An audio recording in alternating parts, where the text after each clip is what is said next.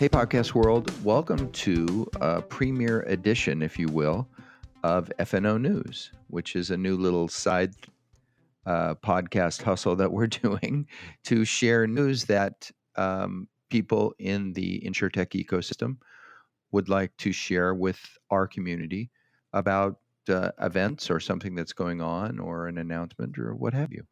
And so today we have a guest to help kick us off. Yeah, we have David Gritz, who is on today, and he is with InsurTech New York. Very excited. He's going to be telling us about InsurTech New York, and they have a neat competition that's coming up, something that sparked my interest whenever I was reading a news article. Why don't we jump on in and let him tell us all about it? Sounds good.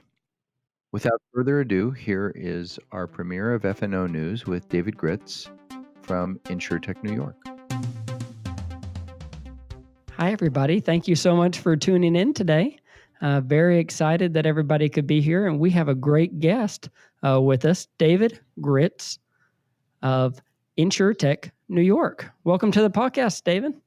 Thanks. I really appreciate the opportunity to join you guys. Well, good. Well, we wanna thank you. I had stumbled upon an article a week or two ago about a competition that's going on, and we thought, why don't we get you on to tell us all about this? And what I'm referring to is the InsurTech Connect competition.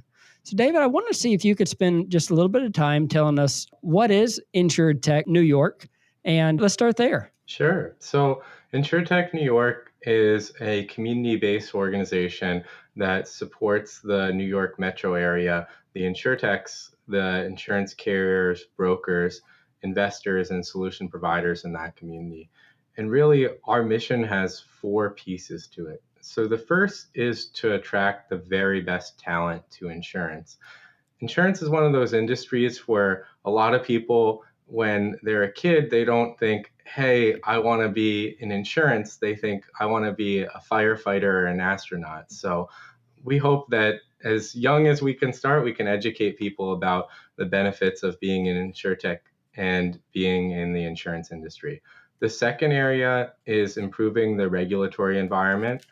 And everyone knows that insurance is a heavily regulated industry, but a lot of the new founders joining into the insurance industry don't understand the ins and outs, and they don't often have an easy forum to work with. So our goal is both through the NAIC and the regulators that are in New York to make an easy path to improve education and create informal opportunities for them to work with the regulators and to have opportunities to learn about what they need to do to be successful.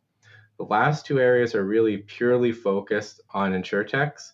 So the third is we want to be a hub for InsurTechs. And what that means is InsurTechs that either want to move from Europe or Asia into the New York metro area, or InsurTechs that are perfectly happy being in San Francisco or in LA, but want to sell into insurance carriers and brokers in New York, can use us as a resource or a springboard to help find and meet the right people to help them be successful. And the last is connection from InsurTechs to investors and investors to InsurTechs. So in New York, there's the second most investors that are interested in InsurTech of anywhere else. So our goal is to hopefully get it to be number one, and also make it very easy for InsurTechs that want to talk to investors in the New York metro area to be able to work with them and be a resource for the investors to help them find the best startups. So what is the competition? There's two parts of it, our early stage and growth stage.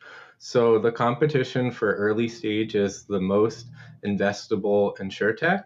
Startups will fill out an application that has questions similar to the types of questions that they would have to answer for an investment meeting with a venture capitalist or an angel investor. So things like the problem, how they solve the problem, the competition, traction, and showing the audience who they are through a video. So that's the early stage part of it. But we thought that the early stage part of it is only part of the picture. And a lot of times, if you're not raising money, you don't necessarily want to show everyone what you're doing.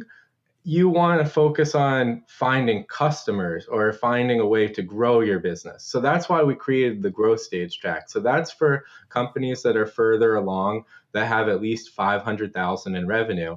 And what we're measuring there is the companies that are most likely to grow the highest percentage year over year. And why we chose percentage is because if you're already a further along company, like a Series C company, and you have $5 million in revenue, to grow to $6 million in revenue is a $1 million growth, but it's not as big of an impact if you're a startup that grows from 500,000 to $1 million. So it was a way to level set. So if you're further along, you still have to have the same amount of traction on a percentage basis as someone that's earlier in that part.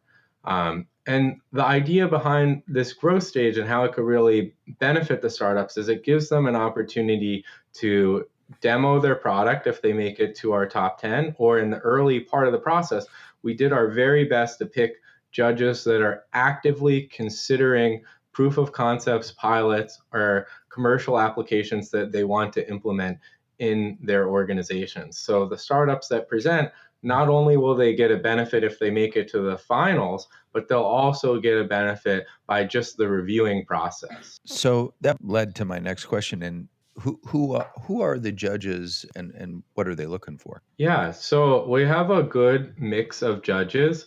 So on the early stage part of the competition, our judges are made up of investors that invest in early stage companies. And a lot of times, especially in InsurTech, it's been a challenge for startups to find investors because a lot of them have moved to Series A. So some of the examples of some of the investors that are actively looking for early stage startups is we have a judge from New York Angels, Bill Goddard. He's the one who scouts all of the InsurTech investments for the New York Angels. Also, we have Doug from CT Innovations, who was one of our inspirations on that. And one of the carriers, the reinsurance carriers we have, is Isaac from Greenlight Re.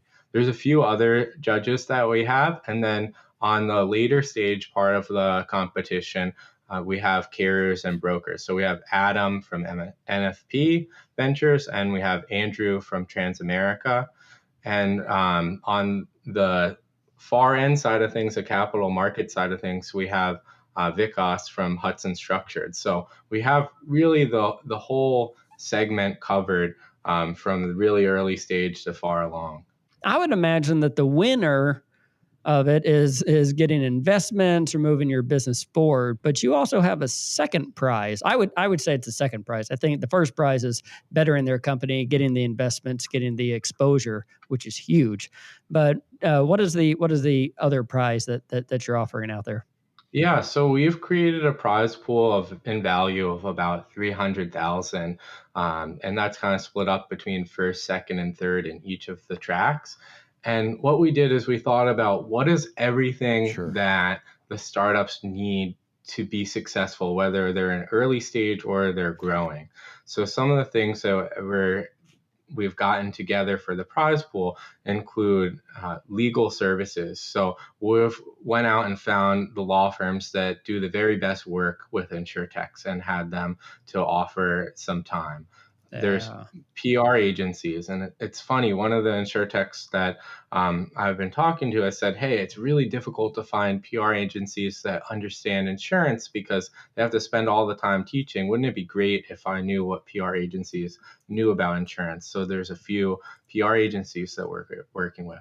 We're also working with a number of software development and design companies to offer services. And then we do have some computing cloud credits that will come from the Amazons and the Microsofts of the world. So if you kind of think about the things that the startups need, we gathered that together, and we thought it is actually better to do the in-kind than just giving them money, because It allows our third constituents, the solution providers, to be vested in part of our community because it forces them to give something back to the community.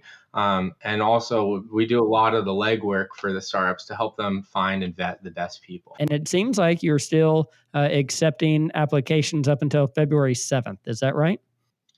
That is the case, yeah. So we'll be accepting applications until February 7th. And at that point, the judges will start the reviewing period. And early March, we'll announce the winners. And then the top 10 finalists in each category will actually present at our InsurTech Spring Conference, which will be on March 19th in New York City. Oh, that sounds very nice. We want to thank you, David. We want to thank you for being on today. And for anybody listening, they can go, who's interested in applying for the competition, they can go to InsurTechNY.com/competition. And with that, we'd like to say thank you, David, and thank you very much for being a part. Thank you, guys.